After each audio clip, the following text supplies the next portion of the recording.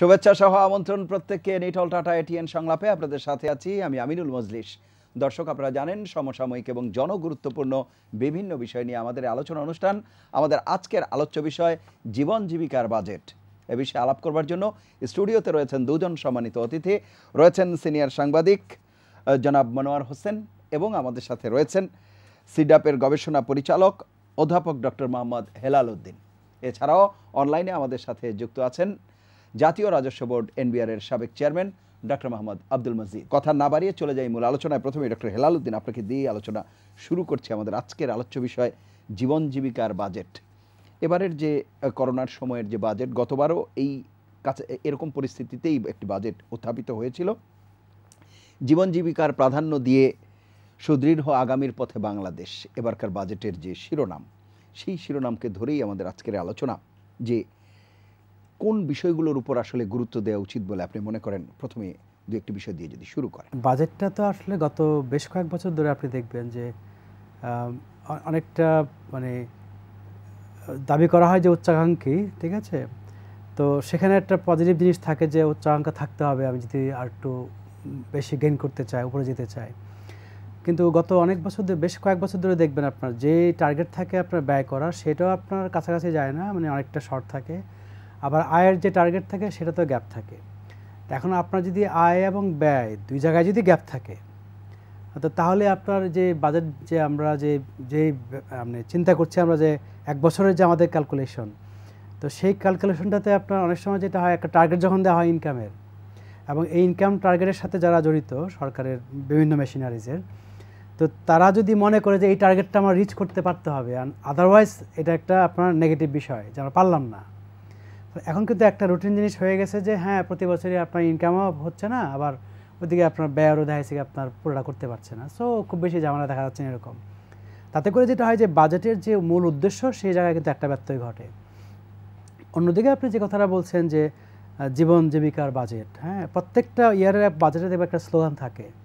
এখন প্রশ্ন হলো যে সেই স্লোগানের সাথে বাস্তবে আপনার যে আপনার এখানে আয় ব্যয়ের যে আপনার ব্রেকডাউনগুলো, সেখানে কতটা সেটা রিফ্লেক্টেড হয় সে কথাটা। কিন্তু আমি এই বাজেটটা প্রণয়ন করার ক্ষেত্রে আপনার এই যে প্রবৃদ্ধির টার্গেট যেটা দেওয়া হয়, ইনফ্লেশনের টার্গেট দেওয়া হয়, এডিবি প্রবৃদ্ধি, এই সব কিছু ধরে আপনার যে টার্গেটগুলো দেখছি, আমার কাছে মনে হচ্ছে যে ওই সবসময় যে কাঠামোটা আমরা মেনটেন করে এসেছি, বোধহয় একই কাঠামোই মেনটেন করার একটা চেষ্টা আমি দেখতে পাচ্ছি এখানে। ফলে বাজেটটা আসলে হয়তো বলতে পারবো যে এটা তো একটা অসাধারণ সময়। সুতরাং অসাধারণ সময় কি সাধারণ বাজেট দিয়ে, আমি তো মনে করি যে অস্বাভাবিক যে সময়টা, তার জন্য তো আমরা এই যে স্লোগানটা যেটা আসছে, আমি মনে করি স্লোগানটা ঠিক আছে। কারণ একটা জিনিস খেয়াল করেন যে যদি কোনো একটা ন্যাচারাল ডিজাস্টার হয় কোনো একটা দেশে বা কোনো একটা এরিয়াতে, সকল ইনফ্রাস্ট্রাকচার আপনার ডেস্ট্রয়েড হয়, ইন্ডাস্ট্রি থেকে শুরু করে সব কিছু এফেক্টেড হয়। সেগুলো যদি আপনি ঠিক করতে চান সময় লাগে। আর এখানে কী হয়েছে আপনি দেখেন, সব কিছু কিন্তু ইনট্যাক্ট আছে। একটা ইন্ডাস্ট্রি বলেন, রাস্তাঘাট বলেন, আপনার এই যে এন্টায়ার অবকাঠামো আপনার ঠিক আছে। শুধুমাত্র কর্মীর হাত থেকে আমরা কী করছি, বলছি যে বেশি যদি মুভমেন্ট করি তাহলে আপনার কোভিড ছড়াবে, সেজন্য আমরা কী করছি, মুভমেন্ট একটা রেস্ট্রিকশন দিয়েছি। তারপরে দেখা যাচ্ছে আপনার মানুষকে কর্মের দিক থেকে বিভিন্নভাবে আমরা কিন্তু মানে বলেছি যে স্টপ, হ্যাঁ, ডোন্ট ওয়ার্ক নাও, তাই না? এগুলো কিন্তু হয়েছে, অফিস করতে পারছে না, হ্যাঁ, তারপরে অন্যান্য যে প্রাইভেট সেক্টর আছে সবাই কিন্তু এটা মেনটেন করছে। যখনই আমরা দেখবো যে কোভিডটা কন্ট্রোলে চলে এসছে, তাহলে কী হবে, আমার সব কিছু অন আছে, শুধুমাত্র কর্মীর হাতগুলো আপনার যখন কাজ করতে থাকবে, তখন কিন্তু আমরা দেখবো যে আবার আমাদের যে ভালো সুযোগগুলো ছিল, আমার অর্থনীতি যেখানে ছিল সেখানে সেই ট্র্যাকে আমরা যাব। কিন্তু আমি যদি ওই 8% প্রবৃদ্ধির যে টার্গেটগুলো আগে ছিল, যেটা অ্যাচিভ করেছে, যদি এখনও দেখাইতে চাই, দেখো এত কিছুর পরেও কিন্তু আমরা ওই একই জায়গায় মোটামুটি আছি, ধরে রাখতে চেষ্টা করছি, তাহলে মনে হয় যে আমি একই কাঠামো দিয়ে চিন্তা করছি। তাহলে সেখান থেকে বের হয়ে কতটা আসলে জীবন জীবিকার জন্য করা হচ্ছে, সেটা অ্যাকচুয়াল বাজেটের যখন বরাদ্দগুলো আসবে তখন আমরা বুঝতে পারবো। আচ্ছা, আমি আসবো আপনার কাছে আবারও। আমি ডক্টর আব্দুল মজিদ আপনার কাছে যাব। আমাদের আজকের যে আলোচনা 2021 অর্থ বছরের যে বাজেট এবং যে আকার এখন পর্যন্ত গণমাধ্যমে এসেছে বাজেটের সম্ভাব্য, সেটি 6,03,681 কোটি টাকার বাজেট বলা হয়ে থাকে। 50 বছরের এই বাজেটের আকার বেড়েছে 767 গুণ। আমার প্রশ্ন হচ্ছে, বাজেটের আয় ব্যয়ের হিসেব তো আমরা বলি, আয়ের একটি বড় জায়গা জুড়েই থাকে এনবিআর এর বা রাজস্ব আদায়ের যে বিষয়, এবং প্রতিবারই বাজেট যে কয়টি চ্যালেঞ্জের কথা বলা হয় তার মধ্যে রাজস্ব আদায় একটি বড় চ্যালেঞ্জ। এবারকার যে প্রেক্ষাপট সেটি নিঃসন্দেহে ভিন্ন প্রেক্ষাপট, এবং গত বছরের যে অভিজ্ঞতা আমাদের তাতে রাজস্ব আয় কমেছে। তারপরে গতানুগতিক ধারায় যে টার্গেট দেয়া হয়েছে সেটির কাছাকাছি যাওয়ার ব্যাপারে কোন ধরনের চ্যালেঞ্জ দেখছেন আপনি? প্রত্যাশা এই যে এটি একটি মহামারী কালের বাজেট। গত বছরেরও বাজেটটা বানাবার সময়, প্রক্ষেপণের সময় বাজেট বক্তৃতার ভিতরে কোভিড শব্দটির বহু উচ্চারিত ছিল। কোভিড ছাড়া কিছু নাই, কিন্তু বাজেটের যখন আকার তৈরি করা হলো এবং আয় ব্যয়ের যখন প্রক্ষেপণ করা হলো বা ব্যয়ের যখন ডিস্ট্রিবিউশন করা হলো, তখন দেখা গেল সেখানে কোভিডের উপস্থিতি খুব একটা নাই। একমাত্র শুধুমাত্র হেলথ সেক্টরকে বাজেটের 4% থেকে 5% বাড়ানো হলো এবং 10,000 কোটি টাকায় স্পেশাল একটা থোক বরাদ্দ রাখা হলো। এই ছাড়া, এই ধরনের ছাড়া তেমন কোনো পরিবর্তন কিছুই বোঝা যায়নি। কারণ তারা এটা বলেও ছিলেন, মনে করেছিলেন যে কোভিড আর 2-3 মাস হয়তো থাকবে, তারপর থাকবে না। স্বাভাবিকভাবে আমাদের অর্থনীতি একটা উন্নয়নশীল দেশের পথে আছে এবং আমাদেরকে তেজি ভাব রাখতেও হচ্ছে। সবাই হয়তো বলে থাকেন যে সবচেয়ে বড় বাজেট, প্রতিবারই আমরা বলবো, এটা তো স্বাভাবিক, কারণ বাজেটের তো একটা গ্রোথ আছে। এই গ্রোথ ধরলেই তো প্রত্যেকবারই ঐতিহাসিক বাজেট হবে, এটা এই ব্যাপারে কোনো সন্দেহ নাই। বিরাট বাজেট, সর্বকালের বিরাট বাজেট, এই যে কথাগুলো বলি আর কি আমরা, এটা তো একটা কোনো যৌক্তিক বিষয় না। বিষয়টা হচ্ছে যে আমার বাজেটের একটা গ্রোথ আছে, কিন্তু এটা হচ্ছে করোনার কাল, যেখানে আমার আয় এবং ব্যয়ের মধ্যে একটা সমন্বয় সাধনের খুব বিশেষ প্রয়োজনীয়তা আছে। আমাকে কৃচ্ছতা সাধনের প্রয়োজন হবে, ব্যয় সংকোচনের প্রয়োজন হবে, আবার সরকারের পক্ষ থেকেই বিনিয়োগই একমাত্র সরকারকেই করতে হবে, কারণ বেসরকারি বিনিয়োগ নেই। তো সেই সব জন্যেই, এইসব কারণেই এই টার্গেট দেওয়ার বিষয়টা এবার একটু ভিন্ন আঙ্গিকে দেখার প্রয়োজনীয়তা রয়ে গেছে। যেমন যে বললেন 6 লক্ষ কত হাজার কোটি টাকার যে বরাদ্দ দেওয়া হলো, এটা হচ্ছে কি যে অর্থাৎ গত বছরের নর্মাল বাজেটের সাথে সে স্বাভাবিকভাবেই আছে।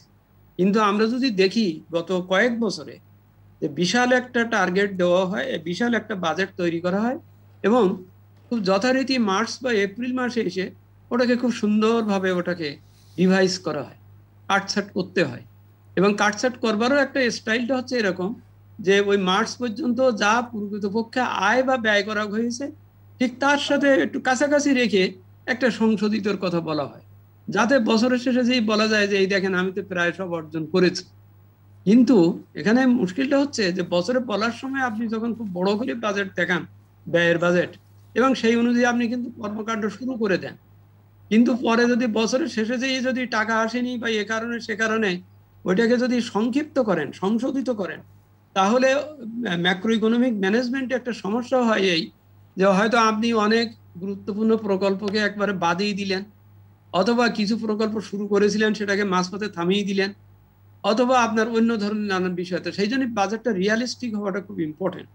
আমরা ওইটা সূত্র ধরেই আসি, রেভিনিউ বাজেটের যে টার্গেটটা যেটা দেওয়া হয় এনবিআর কে বাজেটে গত কয়েক বছর, আমি স্পেসিফিক করে ইয়ারের কথা বলছি না, প্রায় 6-7 বছর এই এস্টিমেশনটা একটু অন্যভাবে হয়ে যাচ্ছে। সেটা কিরকম, যে যেমন আমি একটা উদাহরণস্বরূপ দিই, 2017-18-তে প্রকৃত আয় হয়েছিল এনবিআর এর আর কি, প্রকৃত আয় হয়েছিল 2,16,555 কোটি টাকা। কিন্তু এই প্রকৃত অর্জনের সাথে অতীতে যে সিস্টেম ছিল, যে প্রকৃত অর্জনের সাথে বা গত বছরের অর্জনের সাথে একটা 20% বা এরকম একটা সামথিং একটা পার্সেন্টেজ, যেটা জেনারেল পার্সেন্টেজ, বাজেটেরও যেটা পার্সেন্টেজ প্রবৃদ্ধির, সেই পার্সেন্টেজ ধরেই একটা ফিগার ধরে তারপরে এনবিআর ওইটা সরকারকে বলে যে আমি এটা পারবো এবং আমার এই নতুন এই কর্মসূচি। কিন্তু এই গত কয়েক বছর যাবত যেটা দেখা যাচ্ছে, বাস্তবতার সাথে কোনো মিল নাই, ওটার সাথে দেখানোর কোনো বিষয় নাই। উপরের থেকে একটা বড় বাজেট, ঐতিহাসিক বাজেট, বিরাট একটা বাজেট বানিয়ে তারপরের থেকে একটা হিসেব কষে এনবিআর এর ঘাড়েই সবচাইতে বেশি বড় আসে, যেহেতু এনবিআর 70% বা 72% অফ দি টোটাল বাজেটের সম্পদের দাতা আর কি, সেই হেতু। কিন্তু ওইটার বাস্তবতার সাথে মিল থাকছে না। কেন থাকছে না? যেটা বললাম, 2,16,555 কোটি টাকা যেখানে 2017-18 বাজেট মানে প্রকৃত অর্জন, সেখানে 2018-19 দেখেন বাজেট দেওয়া হলো 2,96,201। অর্থাৎ ৮০,০০০ কোটি টাকা মানে এখানে তাকে একটা ইয়ে দেওয়া হলো। পার্সেন্টেজে যদি কষিতে দেখা যায় প্রায় 34-35% অফ যে টোটাল আর কি এটা বৃদ্ধিটা হচ্ছে। আচ্ছা, তারপরে কি হলো, কিছুদিন পরে মে মাসে এসে ওটা পাল্টিয়ে রিভাইজ করে করা হলো 2,৮০,০০০ কোটি টাকা, সামান্য একটু কমানো হলো, ঠিক আছে। কিন্তু প্রকৃতপক্ষে ওই বছর হয়েছিল 2018-19-এ 2,18,616। খেয়াল করতে হবে 2,96,000 বাজেট দিয়ে প্রকৃত হচ্ছে 2,18,000। আবার এই 2,18,000-কে যদি বাস্তব ধরি বা এটাকে ধরে ভিত্তি ধরি, তাহলে পরের বছরের বাজেট কেমন হওয়া উচিত, কিন্তু করা হলো 2019-20-এ এসে 3,25,600 টাকার বাজেট দেওয়া হলো। ওই যে আগে কিন্তু 2,18,000-র সাথে 3,25,000 এটা কিন্তু 7 কোটি টাকা বেশি বা 1,700 কোটি বেশি। অর্থাৎ আমি বলতে চাচ্ছি যে প্রকৃত যাই অর্জন করা যাবে তার সাথে মিল রেখে একটা গ্রোথ ধরে বাজেট করতে হয় বা দেওয়া হয়। এরপরে একটা প্রেসার, আরেকটি বিষয় আপনি বলবেন কিনা সেটি হচ্ছে যে অল্প একটু আছে, এটা শেষ সেইভাবে দিলে পর তখন এটা রিয়ালিস্টিক থাকে। তা না থেকে যদি আমি হঠাৎ করে এনবিআর কে বাইরে থেকে এসে বললাম যে না তুমি 12-6 টাকা বুঝলাম কিন্তু তোমার এবার 13 টাকা দিতে হবে, তখন তো একটি বিষয় আছে, মানে আপনার যে বক্তব্য অভিযোগ আসে যে ওই তাতে একটি বিষয় স্পষ্ট যে কতটা বাস্তবসম্মতভাবে লক্ষ্যগুলো নির্ধারণ করা হচ্ছে সেটি একটি বিষয়। আরেকটি বিষয়, লক্ষ্য নির্ধারণের পথে এগোনোর জন্য যেই টুলসগুলো বা যে হাতিয়ারগুলো আমরা ব্যবহার করতে পারি, রাজস্ব বোর্ডকে ঢেলে সাজানোর কথা বলি, যে নীতিমালাগুলো নেয়ার কথা বলি, সেই সব জায়গায় কতটা এগিয়ে যেতে পারলাম বা অগ্রগতি হলো সেই বিষয়গুলো নিয়েও আপনি বলবেন। আমি একটু জনাব মনোয়ার হোসেনের কাছে শুনে আসি। জনাব মনোয়ার হোসেন, বাজেটের আকার নিয়ে কথা বলা হচ্ছিল এবং প্রতিবারই আমরা বলছি যে বাড়ে, এটি খুবই সঙ্গত কারণেই বাড়বে। কিন্তু আমার প্রশ্ন হচ্ছে, আপনি দীর্ঘদিন থেকে যেহেতু বাজেট কভার করছেন, এই বিষয়টি নিয়ে পর্যালোচনা করছেন, অ্যানালাইসিস করছেন, আপনি দেখছেন প্রথম দিকের বাজেটে, স্বাধীনতা পরবর্তী একেবারে প্রথম দিকের বাজেট যদি বলি, তখন উন্নয়ন খাতে যে পরিমাণ বরাদ্দ ছিল দিনে দিনে সেটি কমেছে এবং অনুন্নয়ন খাতে বেড়েছে। এই বিষয়টি কেন হচ্ছে এটিও অনেকে বলবার চেষ্টা করছে, সেটি দিয়েই যদি আপনি শুরু করেন আলোচনাটি। এটা আমরা যতটুকু জানি বা শুনছি বা দেখছি সেটা হচ্ছে যত দিন যাবে ন্যাচারালি সেটা আপনার নন ডেভেলপমেন্ট এক্সপেন্ডিচার্সটা বাড়বে, এটাই স্বাভাবিক। কেননা আপনার স্টাফ এমপ্লয়িজ গভর্নমেন্টের আকার বাড়ছে, তাদের বেতন বিশেষ করে সমস্ত কিছু এটার মধ্যে। তারপর আপনার প্রতি বছর আবার নর্মাল অ্যাট্রিশন বা রিটায়ারমেন্টে যাচ্ছে। তারপরে মেনটেন্যান্স, সবচেয়ে বড় ব্যাপার জিনিস আছে মেনটেন্যান্স ব্যাপার আছে ইত্যাদি সমস্ত আরও অনেকগুলি কারণে এই নন এক্সপেন্ডিচারটা বাড়ে। ওই এডিপির যে প্রজেক্টগুলো যেটা বলবেন, সেই প্রজেক্টগুলোতে একটা পর্যায়ে তারপর তো মেনটেন্যান্স চলে যায়, চলতে পারছে, জি ওটা যায়, জি বাড়বে, কাজে এটা বাড়তেই থাকবে।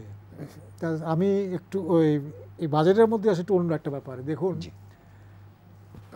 এক্সকিউজ মি, এবার এবং গত বছর অ্যাবনর্মাল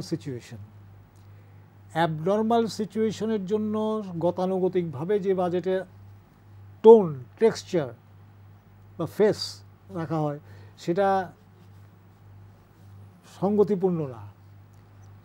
অ্যাবনর্মাল সিচুয়েশনের জন্য এমন কিছু পদক্ষেপ নিতে হবে to meet or to respond to the situation. Abnormality হয়েছে, এখন আমি কীভাবে রেসপন্ড করবো, এটা হচ্ছে বড় কথা। এই বিবেচনায় যদি আমি কথাটা বলি, এখন আমি এই বিবেচনার কথা বলছি কারণ দেখেন এখানে বাজেটের ফিগারটা বড় নয়, বড় কোনো ব্যাপার না। বাজেটের টার্গেট আমার গ্রোথ কত হবে সেটাও বড় ব্যাপার না। আমার বড় ব্যাপারটা হচ্ছে আমার প্রায়োরিটি যেখানে আমি ঠিক করেছি, মানুষের জীবনটা বাঁচাবো এবং তাকে জীবিকার অন্বেষণে, তাকে জীবিকা নির্বাহের জন্যে তাকে আমি কাজ দেব।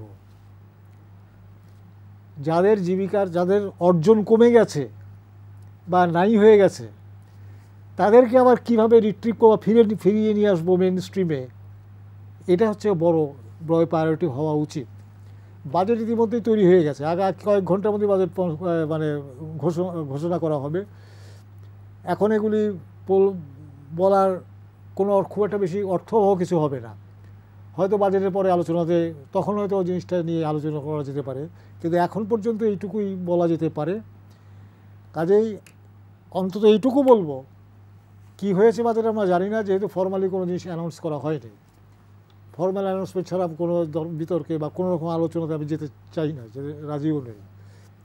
সেটা হচ্ছে যে আমাদের বাজেট এবার কোনো অবস্থাতেই গ্রোথ ফোকাসড হওয়া উচিত না। গ্রোথের দিকে কত পার্সেন্ট গ্রোথ হবে এটার দিকে উচিত না। একটা নমিনাল একটা থাকবে যে এত পার্সেন্ট গ্রোথ হতে পারে, বাজারে কিন্তু সব হতে পারে, বাজারে কিন্তু নাথিং ইজ ফাইনাল, সমস্ত কিন্তু এস্টিমেট। কিন্তু আমরা বলছি তো এটা প্রস্তাবিত বাজেট। জি, নর্মাল না, নর্মাল সিচুয়েশনে যা অ্যাবনর্মাল সিচুয়েশনে তা, কাজেই আমাদের ওটা একটা সামনেখানে আসতে পারে, ঠিক আছে আমাদের এত গ্রোথ হতে পারে। কিন্তু আমার যে ইতিমধ্যে প্রায় nearly according to various estimate and various assessment and various studies 2 কোটি 2.5 কোটি লোক যে ইতিমধ্যে জব থেকে বের হয়ে গেছে, তাদের কি হবে? তাদের তো চাকরি গেছে, মানে তাদের আর্নিং নাই, সরি তাই এক কথা আর্নিং নাই। তারপরে হচ্ছে যাদের আর্নিং লস হয়েছে, বহু অর্গানাইজেশন আছে এখানে যাদের বেতন স্ট্রেট 50% কাট করা হয়েছে, 40% কাট করা হয়েছে, 30% কাট করা হয়েছে, অর্থাৎ তাদের আর্নিং লস হয়েছে। এই লসটা তো কাভার করবেন কী করে? একদিকে আর্নিং লস, একদিকে এই পরিস্থিতি, অপরদিকে যে যাই বলুক আমাদের এখানে ইনফ্লেশনটা কিন্তু বাড়ছে, জিনিসপত্রের দাম কিন্তু বেড়েছে অনেক। এটা কেউ অস্বীকার করুক বা স্ট্যাটিস্টিক যাই দিক, বাস্তবতাটা ভিন্ন। আমি একেবারে গ্রাসরুটস লেভেলে কথা বলছি। সেটা সে মিটে করবে কী করে? যার আর্নিং কমে গেছে বা ইনকাম লস হয়েছে যার, সে কী করবে করে? সেদিক দিকে নজর দিয়ে বাজেটটা মানে আইডিয়াল হওয়া উচিত ছিল। বাজেটটা হলে সেটা বর্তমান পরিস্থিতির জন্য আইডিয়াল হতো। এখন যেহেতু বাজেট এখনো অ্যানাউন্সড হয়নি ফরম্যালি, এই জন্য এটার পরে এখন কিছু বলা যাচ্ছে না। অ্যানাউন্সড হোক, তারপরে জিনিসটা বলা যাবে। সিম্পল একটা কথা, গ্রোথ ফোকাসড বাজেট বা চলতি কথায় গতানুগতিক বাজেট এই বর্তমান পরিস্থিতির সাথে সঙ্গতিপূর্ণ হবে না। ডক্টর হেলালুদ্দিন, একটি বিষয় দিয়ে যদি শুরু করেন, সেটি হচ্ছে ঘাটতির কথাটাও বলা হচ্ছে। ঘাটতি তো অবশ্যই থাকবে আমাদের এখানে, কিন্তু যেটি আমরা দেখেছি বিগত সময়ে হয়তো সেটি 5% মধ্যেই বৃত্তেই ছিল, কিন্তু এবারকার ঘাটতিটি দেখা যাচ্ছে সেটিও খুবই সঙ্গত। করোনার কারণে সরকারের যেহেতু আয় কমে গেছে, সেটি 6% কিছুটা বেশি হচ্ছে। এবং এই ঘাটতি পূরণ করার জন্য স্বভাবতই 2টো প্রধান উৎস আমরা বলে থাকি, অভ্যন্তরীণ এবং বৈদেশিক উৎস।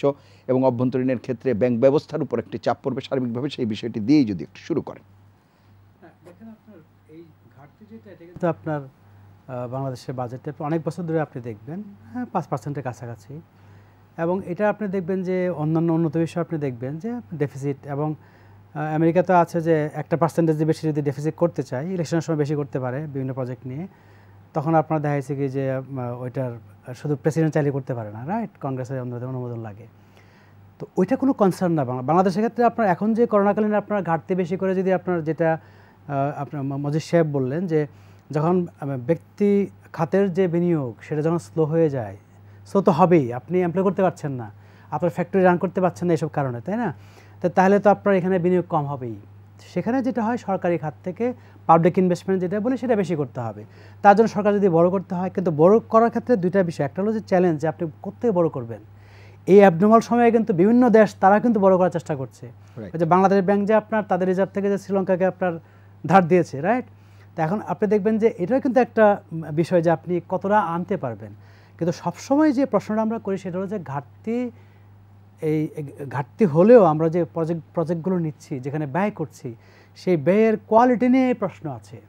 এই যে স্বাস্থ্য খাত নিয়ে কথা আসছে, এখানে কিন্তু অনেক কিছু আসছে যে যেগুলো ব্যয় করছে সেই ব্যয়ের ক্ষেত্রে তাদের অনেক আপনার ইকুইপমেন্ট ফেলে রাখছে বছরের পর বছর, হ্যাঁ, যেহেতু আপনার বাজারের টাকা দিয়ে আপনার আসছে। তো এখন ওইটা নিয়ে একটা বিরাট প্রশ্ন যে আমরা ঘাটতি করে করছি, ধার করে করছি, কিন্তু সেটা যদি আপনার 10 টাকায় করতে পারতাম, সেটা যদি আমার 30 টাকায় করতে হয়, আবার সেই 30 টাকায় করার পরে যদি আপনার দেখা যাচ্ছে কি সেটা আবার পড়ে থাকে, কাজে না লাগে, ওইটা একটা বড় প্রশ্ন। আরেকটা ব্যাপার যেটা আপনি বলছেন যে ব্যাংক খাত থেকে, এখন ধরেন আপনার ব্যাংক খাতে যে তারল্য আছে, যেহেতু ব্যক্তি খাতের বিনিয়োগকারীরা এখানে আপনার ডিমান্ড কম করছে, সেই জায়গায় যদি আপনার সরকার ওখান থেকে আপনার খানিকটা বেশি নেয়, সমস্যা নাই। এখনও পর্যন্ত আমরা দেখছি না, যেটাকে আমরা ক্রাউডিং আউট বলি, যে সরকার বেশি নিয়ে নিচ্ছে বলে ব্যক্তি বিনিয়োগকারীরা বেশি পাচ্ছে না, সেরকম কেস আমরা দেখতে পাচ্ছি না। এবং ব্যাংকে আপনি দেখবেন সুদের হার যেটা, সেটাও কিন্তু একজন সঞ্চয়কারীর জন্য কিন্তু খুব ফ্রাস্ট্রেটিং এখন যে রেটটা পায়। তো তো সেই সব কিছু মিলে আমি বলবো যে এই আপনার সামষ্টিক ব্যবস্থাপনার দিক থেকে চিন্তা করলে সরকারের ধার করাটা বড় বিষয় না। এখন যে কথাটা আপনি ওই যে প্রথমে যেটা ছিলাম যে যেটা মনোহর ভাই বললেন যে ইনফ্লেশন হয়তো গভর্নমেন্ট একটু কমছে বলছে, কিন্তু ইনফ্লেশন কমা মানে কিন্তু দাম কিন্তু বাড়ছে। যদি ইনফ্লেশন 6% হয় তার মানে 100 টাকায় 6 টাকা বাড়ার কথা, যদি 5.5% হয় তাহলে 5.5 টাকা বাড়ছে। কিন্তু যদি মানুষের ইনকাম না থাকে, ইনকাম যদি আপনার সিগনিফিকেন্টলি ড্রপ করে একটা বিশাল অংশের, যেটা আপনার মানে বিভিন্ন অর্গানাইজেশনের রিসার্চ থেকে আসতেছে এবং বিআইডিএ যেটা বাংলাদেশ গভর্নমেন্টেরই আপনার দেখেছি একটা অঙ্গ, সেখান থেকে কিন্তু আপনার স্টাডি করে কিন্তু সেখান থেকে আসছে যে মানুষের ইনকাম কমেছে। এবং সেটা তো একটা কমন সেন্স। আমরা দেখতে পাচ্ছি যে আমাদের অপ্রাতিষ্ঠানিক খাতের যারা ছিল অলমোস্ট অনেকেই কিন্তু আপনার দেখেছি সে জায়গায় নাই। আপনি ঢাকা শহরে যদি আপনি একটা রিক্সার ভাড়া যদি আপনি এখন ঠিক করতে যান, প্রায় ক্ষেত্রে দেখেছি আপনার বার্গেনিং করে না, কারণ আপনার আপনার আগে যে ডিমান্ডটা ছিল সেই ডিমান্ডটা নাই। এখন সেটা তো আপনি কারো দোষের ব্যাপার না, কারণ এটা স্বাভাবিকভাবে একটা আপনার অস্বাভাবিক একটা কারণ দাঁড়িয়েছে। এবং বৈশ্বিকভাবে আপনি দেখবেন যে 10% 15% আপনার ইকোনমি সংকুচিত হচ্ছে। ইন্ডিয়া যদি আপনি দেখেন 5 থেকে 10% হয়তো সংকুচিত হবে। তো সে জায়গায় আমরা সামষ্টিকভাবে যে জায়গায় আছি এটা নিয়ে আমি মনে করি আমরা এখনও ওয়ারিড না। তো প্রশ্ন হলো যে করোনাটা কোন জায়গায় গিয়ে থামবে, এবং সেই জন্যই কিন্তু আমরা যেটা বলছি যে এই বাজেটে যদি জীবন জীবিকার বাজেট হয় তাহলে জীবন রক্ষার জন্য আমাদের সবচেয়ে গুরুত্বপূর্ণ আপনার হলো এখন ভ্যাকসিন। এবং সেই ভ্যাকসিন যদি $5 করে আপনি ধরেন, যেটা আপনার $5 থেকে $20-25 পর্যন্ত কিন্তু আপনার আসছে পার ভ্যাকসিন, তাহলে 16 কোটি মানুষকে যদি আপনি ভ্যাকসিন দিতে চান তাহলে $1 বিলিয়ন থেকে শুরু করে আপনার কত $2 বিলিয়ন লাগবে। তার মানে 10 থেকে 15 হাজার কোটি টাকা কিন্তু আপনার ভ্যাকসিন যদি 16 কোটি মানুষকে দিতে চান সেই খরচটা কিন্তু লাগবে। তো আমরা বলছি যে সেই প্রায়োরিটি যদি এখানে থাকে যে হ্যাঁ মানুষের জীবন রক্ষার জন্য, এবং যদি এই ভ্যাকসিন যদি আপনার মনে করেন যে কার্যকর হয়ে যায় তাহলে কী হবে, আমাদের যদি আমরা দেখি যে আমাদের এই করোনা স্লোডাউন করেছে, সব কিছু খুলে দিয়েছে, তাহলে কী হবে, তখন আপনি দেখবেন যে মানুষের ভ্যাকসিন দিয়ে জীবনও বাঁচানো গেল, তারপরে আপনার জীবিকা অটোমেটিক্যালি আপনার সব কিছু অন হয়ে যাবে। পাশাপাশি দেখা গেছে খালি ভ্যাকসিন দিলে হবে না, এখন যাদের ইনকাম ড্রপ করেছে তাদেরকে আমরা সাপোর্ট দিব কীভাবে, যেটা মনোহর ভাই বললেন যে তাহলে ওই যাদের ইনকাম ড্রপ করেছে, কারণ আমরা জানি যে আমাদের এই আপনার দারিদ্র্যের হার কিন্তু অনেক নেমে এসছে এবং এটা কিন্তু 17-18-16% দিকে চলে আসছে আমরা যদি একদম চরম দারিদ্র্য বলি। এখন হঠাৎ করে এই শখের কারণে কিন্তু আবার দেখা গেছে যারা একটু উপরে ছিল তারা নেমে গেছে। তো এটা সাময়িক, এবং এটা আমি মনে করি যে ফেলোটিলের ব্যাপার না, কারণ এটা একটা হঠাৎ করে একটা ঢেউ এসছে এবং আমার ধারণা যখন সব কিছু অন হয়ে যাবে এটা আবার ঠিক হয়ে যাবে। কিন্তু এই মুহূর্তে তাদেরকে বাঁচিয়ে রাখার জন্য, সাপোর্ট দেওয়ার জন্য ওই সেফটি নেট প্রোগ্রাম যেটা আমরা বলি, সেখানে আমরা কীভাবে বরাদ্দ দিচ্ছি। এবং এই বাংলাদেশে আপনি দেখেন এই কৃষি উৎপাদন, এই যে আপনার করোনার ঢেউ এসছে, গত বছর থেকে আপনি খেয়াল করে দেখেন ঢাকা শহর বা আরবান কেন্দ্রে কিন্তু ঢেউটা ছিল এবং গ্রামে কিন্তু তেমন যায় নাই। ফলে এই কৃষি উৎপাদন ইনটেক্ট আছে বলে, হ্যাঁ ঠিকমতো আছে বলেই কিন্তু আপনি দেখবেন যে এখনও আমরা দামের যেই দেখতে পাচ্ছি যে জায়গায় আছে বা যেটুকু আমরা দেখতে পাচ্ছি দাম একটু বেড়েছে, সেটা কিন্তু আমার কাছে অস্বাভাবিক মনে হয় না যদি আপনি বৈশ্বিকভাবে চিন্তা করেন। তো সেখানে কথা হলো যে আপনার এই কৃষিটাকে আপনার সাপোর্ট দেওয়ার জন্য এখন, কারণ এটা কিন্তু একমাত্র অন আছে।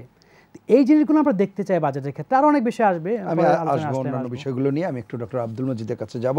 করের যে লক্ষ্যমাত্রা আপনি বলছিলেন তার কাছাকাছিও যদি যেতে হয় আমাদের, সেই জায়গায় কর কাঠামো, বিদ্যমান যে কর কাঠামো সেটি দ্বারা কতটা সম্ভব, কিংবা সংস্কারের ক্ষেত্রে কি পদক্ষেপ নেওয়া হলো?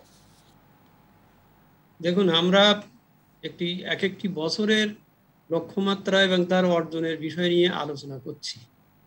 সংস্কার বা কর কাঠামো পরিবর্তন বা এগুলো একটা সময় সাপেক্ষ ব্যাপার। It is a long pending বিষয়।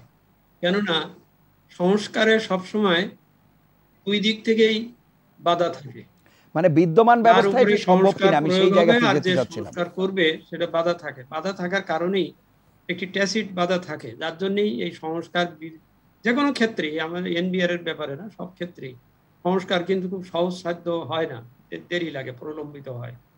সুতরাং এই এনবিআর এর সক্ষমতা বৃদ্ধি, তার লোকবলের বৃদ্ধি, তার দক্ষতা বৃদ্ধি, এটা একটা সময় সাপেক্ষ ব্যাপার এবং তার থেকে ফলাফল আসবে। এখানে বিষয়টা হচ্ছে যে একটি পার্টিকুলার ইয়ারে আমি যে লক্ষ্যমাত্রা দিচ্ছি সেটা অর্জনের ক্ষেত্রে কতটা কি সম্ভাবনা আছে, কি করা যেতে পারে, সেটা হচ্ছে ইম্পর্টেন্ট।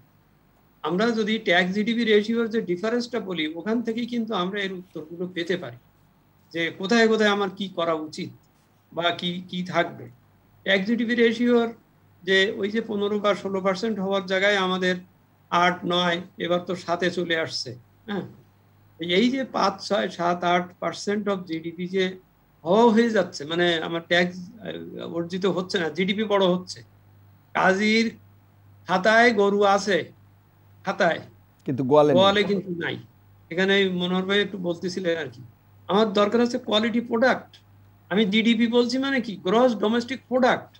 আমার প্রোডাক্ট কি, আমার সার্ভিস কি, প্রোডাক্ট কি হচ্ছে? শুধু টাকা খরচ দেখাইলেই আমার জিডিপি বিনিয়োগ হয়েছে এই কথা বলে তো এটা হচ্ছে না। তো এখানে তাই এই যে 5-7% অফ জিডিপি যে লস হচ্ছে, মানে ট্যাক্স জিডিপি রেশিওর, এর একটা প্রধান কারণ হচ্ছে এরিয়া বাড়ছে না। অর্থাৎ যারা কর দেওয়া, করদাতার সংখ্যা কিন্তু প্রচুর বাড়ছে অর্থনৈতিক কর্মকাণ্ডের কারণে, কিন্তু তাদেরকে ক্যাপচার করা হচ্ছে না, তারা ঘুরে বেড়াচ্ছে। 2 হচ্ছে যারা দিচ্ছেন তারাও প্রয়োজন মতন দিচ্ছে না, মানে সুযোগ মতন দিচ্ছে না, মানে পর্যাপ্ত পরিমাণ দিচ্ছে না, সেখানে একটা ব্যাপার আছে। তৃতীয়ত হচ্ছে যে সরকার কৃষি খাতে তো পুরোটাই কর মাফ করেই রেখেছে, অথচ কৃষির অবদান জিডিপিতে বেশি। তো সুতরাং আমরা ওইভাবে, তারপরে হচ্ছে যে বড় বড় প্রকল্প, বিদেশি প্রকল্প সব একবারে গড়ে সব কর সব মাফ করে দেওয়া আছে। কারণ ওখানে যুক্তি দেখানো হয় কি, যে এই টাকা তো আমাকেই দিতে হতো, কর দিলে সরকারকেই দিতে হতো, এটা ঠিক। দেখ, সরকার দিলেও ওটা দেওয়ার সিস্টেম রাখা দরকার। এই জন্যই এই যে গয়রহ বাদ হওয়ার ফলে, কর মাপ থাকার ফলে ওর কাছ থেকে আমি কোনো হিসাব পাই না। ও ক টাকা খরচ করছে এই হিসাব আর কেউ নিচ্ছে না। এখানে ব্যয় সাশ্রয়ী হবার যে ব্যাপারটা ছিল, এখানে যে একটা কন্ট্রোলের যে একটা ব্যাপার ছিল, সেগুলো বন্ধ হয়ে যায়। সেই জন্যই এইসব এই সকল প্রকার এগুলোর থেকে এ করার দরকার। করলেই তখন এই আমার কর আহরণের বিষয়টা লক্ষ্যমাত্রার সাথে বা এগুতে থাকবে। তাই বলে বসে থাকলে তো হবে না, দুই দিকেই থাকতে হবে। আমার সংস্কারের কাজও এগিয়ে নিয়ে যেতে হবে, যাতে মানুষের আমি বেশি করের আওতায় আনতে পারি। আবার অ্যাট দ্য সেম টাইম যে প্রশ্নটা গত 2 বছর এসেছে, সেটা হচ্ছে অর্থনীতির থেকেই কিন্তু রেভিনিউ আর্নড হয়। সেই অর্থনীতি সুস্থ কিনা, সেই অর্থনীতি সচল কিনা, সেই অর্থনীতি গতিশীল কিনা। কারণ আমদানি যদি না হয় তাহলে আমদানি শুল্ক কোত্থেকে আসবে? তারপরে যদি বেচাকেনা না হয় তাহলে ভ্যাট কোত্থেকে আসবে? যদি মানুষের আয় না বাড়ে তাহলে আয়কর কোত্থেকে আসবে? সুতরাং এখানে মেন কাজ হবে টার্গেটও যেমন দেব, কিন্তু at the same time economy যেন সচল হয়, যত তাড়াতাড়ি সচল করা যায়, যত মানুষের মানে কি বলে পার্চেজিং পাওয়ার বাড়ানো যায়, যাতে তারা কেনাকাটা করতে পারে। দোকানদার তো দাবি করছে যে আমার দোকান খুলতে দেন, আমি কর্মচারীর বেতন দেবো কিভাবে? এটা ঠিক আছে, দোকান খুলিয়ে রাখলেন কিন্তু খরিদ্দার নাই, তাহলে কি হবে? ওটা তো কেনা বেচা হচ্ছে না। সুতরাং সকলকে প্রস্তুত করতে হবে, এবং বিশেষ করে সেটা এই অতিমারির বা করোনার সময়ে সব অর্থনীতি কিন্তু বসে যাচ্ছে, আমার দেশ শুধু না, সারা বিশ্ব। সেখানে কিভাবে এইটাকে ওই অ্যাস্টোরেট দিয়ে বলেন আর কোরামিন দিয়ে বলেন বা যেভাবে বলেন, এইটাকে আপনাকে এ করতে হবে। যেমন আমরা স্টিমুলাস প্যাকেজ দিয়েছি, এটা অত্যন্ত ভালো পদক্ষেপ, কিন্তু এই স্টিমুলাস প্যাকেজ কিন্তু আসলে যথাস্থানে যথাসময়ে যথা জায়গায় পৌঁছায়নি। প্রথমত হচ্ছে বড়রা যারা নেওয়ার কথা তারা নিয়েছেন, কিন্তু তারা তো ব্যবসা করতে পারেন নাই, ফলে ওই নিজে নিজে বসে বসে ওটা এনপিএল হয়ে গেছে। আর যার বেশি দরকার ছিল সেই এসএমই খাত, সে কিন্তু এখনো পাইনি। এখনো এটা কোথায়, এসএমই ফাউন্ডেশন, পিকেএসএফ, ওই সেই আবার সেই এনজিওর কাছে যেতে হচ্ছে, তার কাছ থেকে ইতিমধ্যে আমরা 15-18 মাস সময় পার করেছি। শেষে অবস্থাটা এমন দাঁড়াবে, যার বেশি দরকার তাকে সময় মতো দিলাম না, আর যার না হলেও চলতো তাকে আরও দিয়েছি, কিন্তু সে ব্যবহার করতে পারে। অসংখ্য ধন্যবাদ। আমি আসছি আপনার কাছে আবারও। আমি একটু জনাব মনোয়ার হোসেনের কাছে। জনাব মনোয়ার হোসেন, যে বিষয়টি বলছিলেন আপনি সেই প্রসঙ্গ দিয়েই শুরু করেন, যে অর্থনীতির যে সুস্বাস্থ্যের কথা বলছেন, সেই জায়গায় আমরা জানি মানবদেহের স্বাস্থ্যের কথাও যদি আমরা বলি, সেখানে যদি রক্ত সব মাথায় চলে আসে, সেখানে যেমন সুস্বাস্থ্যের লক্ষণ নয়, ঠিক একইভাবে সম্পদ পুঞ্জীভূত হয়ে যাওয়া, বা যেটি উনি বলছিলেন যে প্রণোদনা প্যাকেজ দিলাম, প্যাকেজ একটি নির্দিষ্ট গোষ্ঠীর কাছে চলে গেল, কিন্তু ক্ষুদ্র প্রান্তিক মাঝারি তাদের কাছে গেল, এই জায়গাটি যদি একটু ব্যাখ্যা করেন। ধন্যবাদ আপনাকে। আমাদের এখানে এক্সপোর্ট সেক্টরটার আপনার যেখানে যারা বড় বড় ইন্ডাস্ট্রিয়ালিস্ট বা পুঁজি লগ্নিকারী যারা আছেন, এক্সপোর্ট সেক্টরে তারা বড় ভূমিকা পালন করেন, সত্যি কথা। কিন্তু তাদের পেছনে যে ব্যাকআপটা যেটা বা যে সাপোর্টটা যেটা, সেটা কিন্তু আসে মূলত স্মল অ্যান্ড মিডিয়াম এন্টারপ্রাইজের কাছ থেকে। এই স্মল অ্যান্ড মিডিয়াম এন্টারপ্রাইজের নিচেও কিন্তু আর একটা স্তর আছে, সেটা হচ্ছে এমন বহু দেখবেন ঢাকা শহরে দেখবেন হাজারে হাজারে পাবেন যাদের 1-2 কর্মচারী, 3-4 কর্মচারী, ওগুলি ওই এসএমইর আওতার মধ্যেও আসে না, তাদের অ্যাসেসমেন্টের মধ্যেও আসে না, কিন্তু তারা যখন যেটা দরকার তারা প্রোডাকশন করছে, মার্কেট করছে, বিক্রিও করছে। এই সেকশনটা কিন্তু সবসময় নেগলেক্টেড, ইগনোরড। অথচ তাদের যদি কিউমুলেটিভ মানে আমি সমস্ত টোটাল একত্রিত করে যদি তাদের নেতা, তাদের ভূমিকা কিন্তু বিরাট। তো এই জিনিসটা আমরা অনেক আগেও বলেছি, এখনও বলছি যে এদেরকে এইভাবে একটা এই কী বলা হয় অবলিভিয়নের মধ্যে না রেখে এদের সম্বন্ধে একটা অ্যাসেসমেন্ট করা উচিত, একটা সার্ভে করা উচিত, এবং তাদেরকে এসএমই আওতার মধ্যে যদি না পড়ে তাহলে নতুন একটা ডেফিনেশন বের করে, নতুন একটা ক্রাইটেরিয়া করে ওদেরকেও নিয়ে আসা উচিত। অর্থাৎ ইনক্লুসিভ, আপনি ইনক্লুসিভ আপনি ইনক্লুড করতে পারেন, এবং এটা কিন্তু খুব ভাইটাল জিনিস। এটা কিন্তু আমরা অলমোস্ট আমরা অনেকেই কিন্তু প্রায় সবাই কিন্তু এই জিনিসটা ইগনোর করছি, যে 2-4 ফর টেক দ্য এক্সাম্পল, এই আপনার এই ফার্ম গেট কারণ বাজারে রেখে দেখেন না কেন, কারণ বাজার যেন অনেক দোকান দেখবেন যারা অ্যালুমিনিয়ামের কাজ করতেছে বা বিভিন্ন স্ক্রু বা বিভিন্ন জিনিসপত্র বানাচ্ছে, রিপেয়ার করছে, 1-2 কর্মচারী, কিন্তু তাদেরও কিন্তু একটা বড় ভূমিকা আছে। ইন্ডিভিজুয়াল ভূমিকা হতে তেমন কিছু না, কিন্তু আপনাদের এরকম তো বাংলাদেশে হাজারে হাজারে আছে, টোটাল বাংলাদেশে মাইট বি লক্ষ্য হতে পারে। তো এদেরকে যদি আপনার টোটাল কন্ট্রিবিউশনটা যদি বা টোটাল অ্যাকশনটাকে যদি আপনি অ্যাসেসমেন্ট করেন তাহলে পরে কত হতে পারে। তো এই জিনিসটাকে যদি আপনি ইনক্লুসিভ অর্থনীতির কথা বলছেন বা বলবেন, কিন্তু এদেরকে আপনি ইনক্লুশনের মধ্যে নিয়ে আসতেছেন না, তাহলে পরে আপনার ইকোনমি কীভাবে স্বাস্থ্যসম্মত হবে? না, কিন্তু সরকার পক্ষ থেকে বলা হচ্ছে যে এদের অনেকেরই ব্যাংকের ট্রানজেকশন নাই, ব্যাংকের সাথে তারা যোগাযোগ নাই, যার কারণে এই সমস্যাগুলো তৈরি হচ্ছে। রাইট, ইউ আর রাইট, এবং সরকার যেটা বলেছে এটাও ঠিক, কিন্তু এদের নাই দেখেই তো নিয়ে আসতে হবে। নাই তো আমিও বলছি, তারা ব্যাংকে যাবেও না, কিন্তু ব্যাংকে তাদের যে অন্য একটা সিস্টেম করুক, অন্য একটা ক্রাইটেরিয়া করুক, অন্য একটা মেকানিজম করুক, যে জন্যে যে ঠিক আছে তোমাদের তোমরা ব্যাংকে যাওয়ার দরকার নাই, যাচ্ছ না যখন যেও না, কিন্তু তোমাদের এই ক্যাটাগরি থাকলো, আমরা যেন প্রয়োজন মোতাবেক তোমাদের কাছ থেকে আমরা অ্যাসেসমেন্ট ফিগারগুলি আমরা যেতে পারি আমাদের প্ল্যানিং তৈরি করার জন্য। একটা সিস্টেম থাকতে হবে। তো এই সিস্টেমটা তো করা অসম্ভব কিছু না। গভর্নমেন্ট চাইলে বা সেন্ট্রাল ব্যাংক যদি চায়, বিশেষ করে সেন্ট্রাল ব্যাংকের একটু মূল ইয়েতে, তারা কিন্তু এটা অনায়াসে করতে পারে। একটু সময় লাগবে, রাইট, সময় লাগবে, কেন ঢাকা শহরেই আপনার টোটাল সার্ভে করতে, অ্যাসেসমেন্ট করতে বহু সময় লাগবে, কয়েক মাস চলে যাবে। কিন্তু এদের কন্ট্রিবিউশনটাকে ইগনোর করা যাবে না। আমার পয়েন্ট হচ্ছে এই জায়গাতে আপনি এদেরকে ইগনোর করতে পারবেন না। মাইক্রো, যেটা আপনার মাইক্রো ইন্ডাস্ট্রিজ আমরা যেটা বলি, স্মলের থেকে ছোট আর কি। আপনি যে কথাটা বললেন যে অনেক সময় লাগবে, রাইট। এখন এই জানুয়ারিতে কিন্তু আমরা ভেবেছিলাম, আমি নিজে পার্সোনালি ভেবেছি যে আমাদের বোধহয় শেষ, আর করোনার কোনো সমস্যা নাই। তো এখন গভর্নমেন্ট যখন একটা দীর্ঘমেয়াদী একটা জায়গায় যাবে, গভর্নমেন্টের দিক থেকে প্রিজাম্পশন ছিল যে গত বছর শেষ দিকে যায় মোটামুটি আমাদের মতো ওয়েদার এবং এই যে ইন্ডিয়ান সাবকন্টিনেন্টের মধ্যে এমন কিছু একটা হবে না। এখন বাকি যে পলিসিগুলো যেগুলো আছে, সেই পলিসিগুলো কিন্তু ওই প্রিজাম্পশনগুলোর উপর ডিপেন্ড করছে, আমার যে পূর্বানুমান তার উপরে কিন্তু ডিপেন্ড করছে। এখন আমরা বুঝতে পারছি যে এই ঢেউয়ের পর আরও ঢেউ আসতে পারে, রাইট। আমরা যে এই যে চাঁপাইনবাবগঞ্জ এবং অন্যদিকে সীমান্তের যে কয়েকটা জেলা নিয়ে আমরা খুব সিরিয়াস হচ্ছি কেন, এখন দেখতে পাচ্ছি ইন্ডিয়ার এই কেস দেখার পরে আমরা কিন্তু ভীত সন্ত্রস্ত যে আসলে কী হবে। ফলে পলিসি ক্ষেত্রে একই অবস্থা। আপনি যেটা দেখেন যে আমরা যদি বলি জীবন জীবিকা, অবশ্যই স্টিমুলাস প্যাকেজটার উদ্দেশ্য ছিল শীর্ষ পর্যায় থেকে যে আমার ইন্ডাস্ট্রিয়াল সেক্টর কিংবা এসএমই তাদেরকে আমার অন রাখতে হবে। তো এখন তারা যদি উৎপাদন ব্যবস্থায় না থাকে, স্টিল যদি তাদের কর্মচারীদেরকে সাপোর্ট করতে হয়, বেতন দিতে হয়, তাদের যে রানিং কস্টের সে যদি আপনার উৎপাদন ছাড়াও করতে হয়, তো সে জায়গায় হয়তো সাপোর্ট দেওয়ার জন্য করেছে। এখন ওইটার সবাই কারা পেয়েছে, ওইটা পেয়েছে কিনা বা ওই লেভেলে পৌঁছেছে কিনা, ওই লেভেলে পৌঁছেছে কিনা, কতজন পেয়েছে, অথবা এসএমইরা পেয়েছে কিনা, যেটা ভাই বললেন যে যারা একটু ক্ষুদ্র মাঝারি তাদের হয়তো বেশি দরকার। এখন ওই যে দরকারের ব্যাপারটা এটা প্রলংড হলে কিন্তু আমরা বুঝতে পারছি যে এদের অনেক বেশি সিরিয়াস প্রবলেমে পড়ে যাবে। এখন তো আমরা দেখতে পাচ্ছি অনেকটা প্রলং কিন্তু হয়েছে, অনেকটা দীর্ঘ হয়েছে এবং কতটা সামনে হবে আমরা জানি না। সেজন্যই বলছি যে এইগুলোকে বাঁচিয়ে রাখলে কিন্তু এর সাথে কর্মসংস্থানের সরাসরি সংযোগ আছে। আপনি নতুন কর্মসংস্থান তৈরি করবেন তো সেটা পরের কথা, কিন্তু যেগুলো আগে ছিল তাদেরকে তো আগে আপনার কাজে নিয়ে আসতে হবে, তাই না? তো এই চ্যালেঞ্জগুলো কিন্তু আপনার সময় আসবো আবার আপনাদের কাছে একটা বিরতি নিয়ে আসি। অ্যাড করি একটু জাস্ট এক সেকেন্ডের জন্য।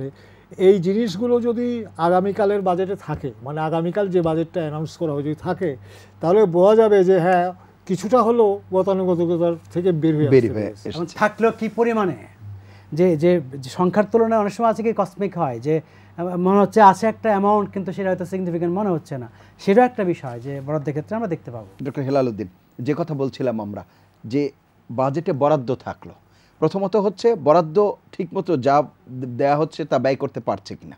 যেমন আমরা স্বাস্থ্য খাতের বরাদ্দের কথা বলেছি, চলতি অর্থ বছরে বরাদ্দ বেড়েছে, কিন্তু তারপরেও আমরা দেখেছি প্রথম 8 মাস বা 9 মাসে 49% আমাদের কাছে যে রিপোর্ট এসেছে তাতে সেটি হয়েছে।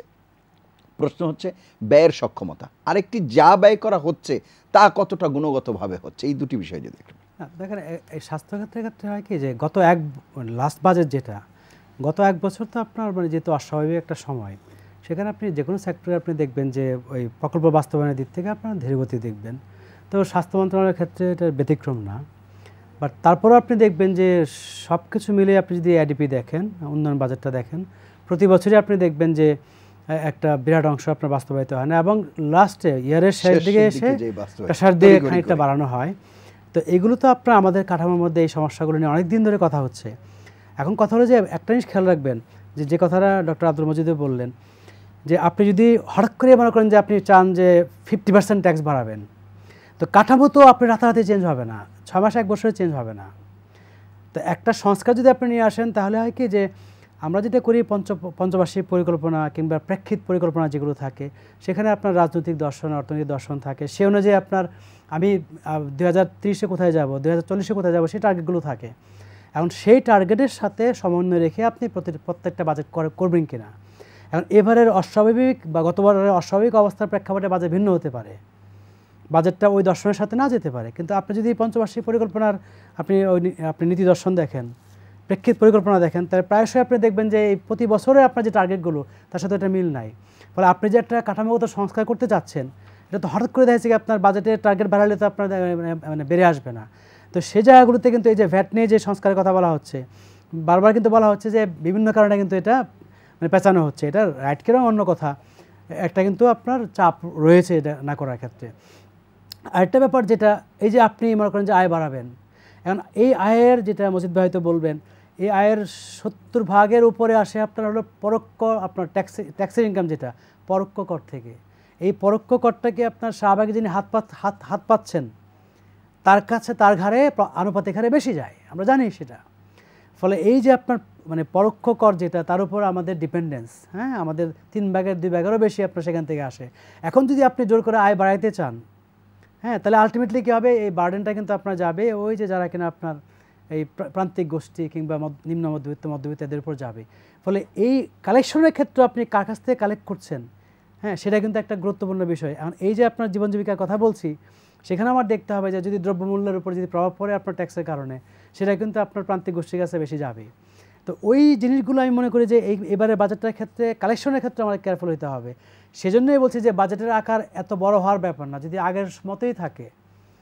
আমি ব্যক্তিগতভাবে বলবো যে যদি আগের থেকে একটু খাটো হয়, সমস্যা কোথায়, যে আমি যখন দেখতে পাচ্ছি অর্থনৈতিক কর্মকাণ্ড আপনার দেখা যাচ্ছে অনেক কমে গিয়েছে, এবং সেই কমে যাওয়াটা এটা সরকারের কোনো ব্যর্থতার বিষয় না। এটা সে জায়গাটা যদি আমি বাস্তবসম্মত করতে চাই, তাহলে এটা মানে একটা বিরাট ফিগার দিয়ে যখন ভাববো যে এটা বিশ্বাসযোগ্য না, তখন তো আপনার একটা গরিমসি ভাব থাকবেই যারা কিনা এর সাথে সংশ্লিষ্ট। সেই জায়গাটা আমি মনে করি যে আর একটু চিন্তা ভাবনা করার ব্যাপার ছিল। কিন্তু এখন যে টোটাল যে সাইজটা দেওয়া হয়েছে, মনে হয় যে একটা গতি আগের ছিল সেখান থেকে একটা সাইজ দেওয়া হয়েছে, এবং দাবি করা যে দেখো আমরা কিন্তু সেটা মেনটেন করছি, কিন্তু সম্ভব না করাটা। জি, তো এই চ্যালেঞ্জগুলো আছে আমাদের। আচ্ছা, আমি আসবো আবার আপনার কাছে। ডক্টর আব্দুল মজিদ, আপনি শুনছিলেন যেই করের কথাই বলা হচ্ছে যে আয় ব্যয়ের মধ্যে আয় করার জায়গায় যে চ্যালেঞ্জ তো প্রতিবারই থাকে। এবারকার যেহেতু আমাদের জীবন জীবিকাকে প্রাধান্য দিয়ে বাজেটটি তৈরি করার কথা বলা হচ্ছে, এই জীবন জীবিকাকে প্রাধান্য দিতে গেলে কোন কোন ক্ষেত্রে কর আরোপ করা, কোন কোন ক্ষেত্রে কর ছাড় দেওয়া, সেই বিষয়গুলোর উপর গুরুত্ব দিতে হবে, সেটি আপনি বলবেন। যদি কিছুটা বলেছেন ডক্টর হেলাল উদ্দিন যে নিত্য প্রয়োজনীয় যেই সব দ্রব্য তার উপর যদি করের চাপ বাড়ে, সেই ক্ষেত্রে হয়তো সাধারণ মানুষের উপরে তার প্রভাব পড়বে, আবার সরকারকেও সেই টার্গেট অনুযায়ী যেতে হবে। সেই জায়গাতে কিভাবে এই জীবন জীবিকার সমীকরণ মিলিয়ে করের বিষয়টি নির্ধারণ করা যাবে? সব ক্ষেত্রেই সুশাসনের বিষয়টা ইম্পর্টেন্ট। জবাবদিহিতার বিষয়টা ইম্পর্টেন্ট, স্বচ্ছতার বিষয়টা ইম্পর্টেন্ট। আমরা যদি মনে করি যে ঠিক আছে ভোজ্য তেলের উপরে 15% ভ্যাট আছে, ভোজ্য তেল সাধারণ মানুষরা খায়, ঠিক আছে আমি 15% এখানে উঠাই দিলাম, কিন্তু এটার কিন্তু কোনো নিশ্চয়তা নেই যে সরকারের এই যে রাজস্ব 15% যে স্যাক্রিফাইস করা হবে কার স্বার্থে করা হবে। নিশ্চয়ই ভোক্তার স্বার্থেই, কারণ ভোক্তা 15% দাম কম দিয়ে করতে পারবে। কিন্তু ওখানে কোনো নিয়ন্ত্রণ না থাকায় দেখা যাবে যে 15% ভ্যাটও আমি ছেড়ে দিলাম, কিন্তু জনগণকে ওই ঠিকই ওই নিয়ন্ত্রণ মানে এখানে বলে স্বচ্ছতা বা জবাবদিহিতা বা দুর্নীতির কারণে ওই 15% ভ্যাট কিন্তু তাকে দিতেই হচ্ছে। ভ্যাটের বিষয়টা খুব ইম্পর্টেন্ট এই কারণে দেখার যে VAT touches everybody but income tax does not. সুতরাং ভ্যাটে আমি আরোপ করতে পারি, ভ্যাট কিন্তু সবাই দিচ্ছে, এটা কিন্তু সত্য, সবাই কিন্তু ভ্যাট দিচ্ছে, কিন্তু সেই ভ্যাটের টাকাটা মাঝখানের একটা মধ্যস্বত্বভোগী সে এটা রেখে দিচ্ছে। আমি মেরে দিচ্ছে শব্দটা নাই বা বললাম, রেখে দিচ্ছে, কারণ টাকাটা সরকারের খাতে যাচ্ছে না। কেন যাচ্ছে না? ওই আপনি একটা নতুন কর আইন কি ভ্যাট আইন করতেছেন, আপনি এখন আমার মেশিন দেন নাই, আমি মানে এই দেন দরবার চলছে, কিন্তু ভ্যাট নেওয়া কিন্তু বন্ধ নাই, ভ্যাট কিন্তু ঠিকই কালেক্টেড হচ্ছে। অর্থাৎ এই যে সুশাসনের অভাবটা, এই যে যথাযথভাবে এটাকে জবাবদিহিতা করার বিষয়টা, আমরা যখন কোয়ালিটি প্রোডাক্টের কথা যখন বলি, শিক্ষার কোয়ালিটির, শিক্ষার বা সবকিছু গুণগত মানের কথা, সেখানেও কিন্তু ওই সুশাসন জবাবদিহিতার ব্যাপারটাই হচ্ছে ইম্পর্টেন্ট। এই যে প্রকল্প বা বরাদ্দ দেওয়া হয়, খরচ যে হয় না, এইটাই এসে যে আমরা শুনি শুধু যে খরচ হয় না, কিন্তু ওদেরকে তো ডেকে জিজ্ঞেস করা হচ্ছে না যে কেন খরচ করতে পারেননি, বা তার জন্য এর জন্য কোনো বিহিত ব্যবস্থার কিন্তু অনুপস্থিতি আছে, যার জন্যে পর টাকা দিচ্ছেন। ঠিক আছে, ওই যে ভাই কিছুক্ষণ আগে যেটা বললেন, মেশিন কিনেছে ঠিকই, এয়ারপোর্টে পড়ে আছে, সে মেশিন আর হাসপাতালে এসে বসানো হয়নি, কিংবা এমন হাসপাতাল আছে সেখানে মেশিন বছর পর বছর ভাবে পড়ে রয়েছে, ওটা খোলা হচ্ছে না, কারণ ওইটা জবাবদিহিতার কোনো বিষয় নাই বা দেখা হচ্ছে না। এটা যদি করা হয় এই যে আপনাকে টাকা দিয়েছি, আপনি এর দ্বারা গুডস অ্যান্ড সার্ভিস প্রডিউস হতে হবে, আমি ইম্প্যাক্ট দেখতে চাই, আমি ফলাফল দেখতে চাই, আমি আপনাকে বলা যায় যেমন আমরা বলি শিক্ষায় গত 1 বছর 1.5 বছর আমাদের গ্রাম অঞ্চলগুলোতে তো কোনো লেখাপড়া হয়নি, শহরে তো তবু অ্যাটলিস্ট অনলাইন করে বা যেভাবে একটু অনেকে ব্যস্ত ছিলেন, কিন্তু গ্রামে নাই। কিন্তু সেখানে কিন্তু আমার টাকাটা ঠিকই ব্যয় হয়েছে, কারণ শিক্ষকদের তো বেতন দিতেই হয়েছে, স্বাভাবিক, এটা তো দিতে হবে। আমার বিনামূল্যে বই দিয়েছি, সেখানে আমি সাবসিডিও দিয়েছি, বইও পৌঁছাই দিয়েছি, কিন্তু সে বই কেউ পড়ছে না। অর্থাৎ আমি ইম্প্যাক্টের দিকে, ভ্যালু ফর মানি অডিট যেটা আমরা যেটা বলি, ভ্যালু অ্যাড করছে কত, সেটাই ইম্পর্টেন্ট। যেমন আমরা এখানে গার্মেন্ট সেক্টরের কথা বলা হলো, তারা তো কিন্তু সবসময় প্রচুর ফ্যাসিলিটিস নিচ্ছেন, আজকে এইটা দেন ওইটা দেন এটা দিচ্ছেন, এবং আমরা মনে করছি যে হ্যাঁ এটা একটা সোশ্যাল সেক্টর, এটা বিরাট আমার বিরাট এ করে, কিন্তু কিন্তু আমি যদি ভালো করে হিসাব মিলাই যে আমার এখানে ভ্যালু এডিশন তো খুব একটা নাই, কারণ ব্যাক টু ব্যাক এলসি, তারপরে এটা ওটা সব সুযোগ সুবিধা দেওয়া, তারপরে আবার টাকা চলে যাবে। কিন্তু অন দ্য আদার হ্যান্ড যদি আমি দেখি আমার যে ম্যান পাওয়ার যেটা আমি এক্সপোর্ট করি, আমার man power, skill unskilled man power, এটা কিন্তু 100%ই কিন্তু আমার ভ্যালু এডিশন, কারণ টাকাটা আমার দেশে আসছে, এখানে কিন্তু আমার বিনিয়োগটা কম, আমি আনস্কিল্ড ম্যান পাওয়ার পাঠাচ্ছি। আমি অন্তত এই করোনার অবসরে আমি যদি সারা বছর এরকম একটা ক্র্যাশ প্রোগ্রাম নিতে পারতাম, যে এই সময়টায় আমি এদেরকে আনস্কিল্ড ম্যান পাওয়ার গুলোকে, ওরা বিদেশ থেকে ফিরে আসছে, ওদেরকে আমি এখানে সারা দেশে সারা বছর আমি এটাকে স্কিল করি, তাহলে কিন্তু একটা ভালো বিনিয়োগ হতো। কারণ না ও তখন $200 চাকরি $400 পেত, বিকজ আনস্কিল্ড। বরং এই স্কিল আর আনস্কিল্ডের কারণে প্রতিবেশী দেশের এক্সপার্টরা, স্মার্ট অফিসাররা, মিড লেভেলের ম্যানেজাররা এসে বাংলাদেশে এসে ফরেন কারেন্সি নিয়ে যাচ্ছে। যে দেশ ফরেন কারেন্সি রিপেট্রিয়েশনের উপরে, রেমিটেন্সের উপর নির্ভর করে, সেই দেশ থেকেই $7-8-9 বিলিয়ন প্রতিবেশী দেশ বা সেই সব দেশের আমাদেরটাই হচ্ছে বড় সোর্স অফ তাদের রেমিটেন্স। হ্যাঁ, তার এখানে জিনিসটা কিরকম একটা ডিকোটমির ভিতরে রয়ে গেছে, যে আমি স্কিল্ড ম্যান পাওয়ার বানাইলে আমার এই বিদেশিরা টাকা নিয়ে যেতে পারতো না, আমার এখানেই লোকের চাকরি হতো, প্লাস আমার এরা ভ্যালু অ্যাডিশনে বাইরে যেয়ে আরো ভালো চাকরি করতে হতো। সুতরাং এখানে আমাদের প্ল্যানের ব্যাপারে মোট কথায় এটাই থাকবে, my goods and service must be produced by spending money. আমি প্রচুর করলাম, যেমন আমি একটা বড় প্রকল্পে বিনিয়োগটা করছি, হ্যাঁ আপাতত দৃষ্টিতে মনে হচ্ছে এটা বিরাট টাকা খরচ করছি, এটা ঠিক আছে, কিন্তু এ যে আমার যুগ যুগ ধরে যে আমি এর থেকে বেনিফিট পাবো, সুতরাং যে ভবিষ্যতের বেনিফিটের লক্ষ্য রেখে আমি এখন হয়তো আমাকে এই খরচটা করতে হচ্ছে। শিক্ষার ব্যাপারটাও তাই, আমি যদি এই যে 1.5 বছর 2 বছর শিক্ষার থেকে যে সবাই বলতে, কারণ করোনার বিস্তারটা তো বড় শহরে নগরে, কিন্তু আপনি এই নগর আর শহরের করোনাকে মনে করে জাতীয় সমস্যা ডিক্লেয়ার করে আপনি সারা দেশ যেখানে কোনো করোনা ছিল না, যেখানে ছিল না সেখানে তো আপনার এই, এবং এখান থেকে কিন্তু এটাই বেরিয়ে আসতেছে, স্থানীয় সরকারকে শক্তিশালী করতে হবে। কারণ আপনি জাতীয় সরকার দিয়ে মানে কি বলে সেন্ট্রালাইজ সরকার দিয়ে এই করোনার বা এই দুর্যোগ মোকাবেলা আপনি করতে পারেন না। আমি যদি দিল্লি বসে বসে যদি ওই কেরালারও যদি শাসন করতে চাই, ওরও শাসন করতে চাই, ও কেরালাও কিন্তু সত্যি সত্যি ওই করোনার করতে পারতো না, সেখানে কিন্তু প্রত্যেকেরই অটোনমি আছে। তা আমারও এই সময় আমার স্বাস্থ্য শিক্ষা ব্যবস্থাগুলোকে যদি আমি লোকাল অ্যাডমিনিস্ট্রেশনের কাছে দিতাম, তাহলে তারা ওখানেই জবাবদিহি করতো, ওখানেই হতো এবং ওখানে কাজ হতো।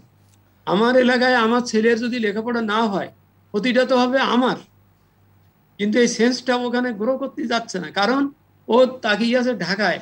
ঢাকার থেকে কখন সিদ্ধান্ত হবে স্কুল খুলবে কি খুলবে না, হ্যাঁ ঢাকার থেকে কখন কি হবে সেটাই, এবং অফিসাররা সেইটা কাজ করছে না।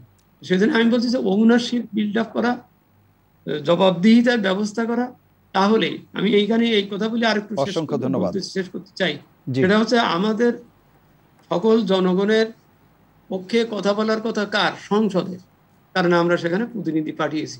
আমরা সব লোক একসাথে কথা বললে তো কথা হবে না, ওনারা বলবে। এখন সেই সংসদ এই বাজেট বানানোর সময় যদি অন্তত এইটুকু কাজ করেন যে বাজেট কার কত দেওয়া হচ্ছে এবং সেটা জবাবদিহিতাটা তারা যদি নিজেরা একটু নিশ্চিত করেন, অর্থাৎ আমাদের সংসদীয় কমিটি যদি অন্তত বাজেটের মিনিস্ট্রি ওয়াইজ বাজেটের বিষয়টা যদি তার মিনিস্ট্রিকে ডেকে যদি বলতো যে আপনাকে এত টাকা দেওয়া হলো, আপনি বলেন কিভাবে এটা বাস্তবায়ন করবেন, না করতে পারলে কি করবেন, কি বলে যাবে। কিন্তু তা না, বাজেট দেওয়া হচ্ছে এবং প্রত্যেকটা আইন কিন্তু পার্লামেন্টে যখন ওঠে সংশ্লিষ্ট সংসদীয় কমিটিতে পুঙ্খানুপুঙ্খ পরীক্ষা করেই কিন্তু পার্লামেন্টে ওঠে। এই একমাত্র বাজেটটা যেটা একটা অর্থ আইন সত্যিই গুরুত্বপূর্ণ, এটা কিন্তু আর ওই সংসদীয় কমিটিতে মানে চুলচেরা বিশ্লেষণের সুযোগ নাই। ওটা কি হয়েছে না, প্রত্যেক সংসদ সদস্য নিজেই বক্তব্য দেওয়ার সুযোগ পাবেন, সময় পান মাত্র 10 মিনিট। সেই 10 মিনিটের ভিতরে আকবর আলী খান স্যারের একটা স্টাডিতে দেখা গেছে তার প্রায় 6 মিনিট চলে যায় প্রশংসা স্তুতি কিংবা এটা ওটা করতে। তারপরে 4 মিনিটে তিনি একটি জাতীয় বাজেটের আলোচনা করবেন, একটি আঞ্চলিক এমপি তিনি কিভাবে করবেন, তিনি শেষ পর্যন্ত বলেন এই আলোচনা আসলে আপনি যে আলোচনা বা অবতারণা করলেন এটি নিয়ে আসলে আরো একটি হয়তো অনুষ্ঠান বা দুটি অনুষ্ঠান করতে হবে, সময়ের সীমাবদ্ধতার জন্য আমরা এই আলোচনার আগাতে পারছি না। জনাব মনোয়ার হোসেন, আমাদের শেষ করতে হবে, যে শেষ সময়ে আপনি কি দিয়ে শেষ করবেন বা কোন ধরনের বক্তব্য দেবেন আর কি শেষ সময়? গতকালকে অর্থমন্ত্রী বলেছেন যে এবারের বাজেট সব শ্রেণীর মানুষের প্রয়োজনকে মানুষকে বা সব মানুষকে মাথায় রেখে চিন্তায় রেখে তৈরি হচ্ছে বা তৈরি হবে, এবং সেখানে গতানুগতিকতা থেকে অনেক বেরিয়ে আসবে, এটা উনি বলেছেন। এখন বাজেটের ব্যাপারে বাজেট প্রেসিডেন্টের সুপ্রিম বক্তব্য তারই, এখন দেখা যাক বাজেটটা শেষ পর্যন্ত কি আসে, তারপরে আপনার বহু প্রশ্নের জবাব দেওয়া যাবে। তার আগে তবে এখানে একটা বিষয় যেটা আমি বলবো সামষ্টিকভাবে, যে এই বাজেটের বড় অংশটা তো যায় অনুন্নয়ন ব্যয়, সেটা তো করতে হচ্ছে, রাইট? আচ্ছা, আর ওই উন্নয়ন ব্যয়ে যেটা যায়, যেহেতু আয়টাই চ্যালেঞ্জের মুখে পড়বে, আয়টাও কম হবে, তো উন্নয়ন ব্যয়টা থেকে কতটা আপনার নতুন নতুন প্রকল্প কম নিয়ে আপনার ওই জীবন জীবিকার জন্য নিয়ে আসা হয়, ওই জায়গায় কিন্তু আপনার গতানুগতিকের বাইরে যাওয়া আর কি। এর বাইরে অনুন্নয়ন বাজেটে কিন্তু আপনারা কিছু করতে পারবেন না। ওই যে শিক্ষক পড়াচ্ছেন না তাকে বেতন দিতে হচ্ছে, সব জায়গায় কিন্তু এগুলো আছে। ফলে আমার কাছে মনে হয় যে অনেক বেশি যে মানে এদিক সেদিক করা যাবে তাই না, তো উন্নয়ন ব্যয়ের ক্ষেত্রেই যেইটুকু করা যায় আর কি। ফলে অনেক বেশি ফ্রিডম এটা কিন্তু অর্থমন্ত্রী মহোদয়ের নাই করার। জি, অসংখ্য ধন্যবাদ আপনাদের তিনজনকে অনুষ্ঠানে অংশ নেওয়ার জন্য। প্রিয় দর্শক, এই ছিল আজকের নিটল টাটা এটিএন সংলাপ। পরবর্তী অনুষ্ঠান দেখার আমন্ত্রণ জানিয়ে বিদায় নিচ্ছি। সবাই ভালো থাকবেন, সুস্থ থাকবেন, আশা করি এটিএন বাংলার সঙ্গেই থাকবেন। আল্লাহ হাফেজ।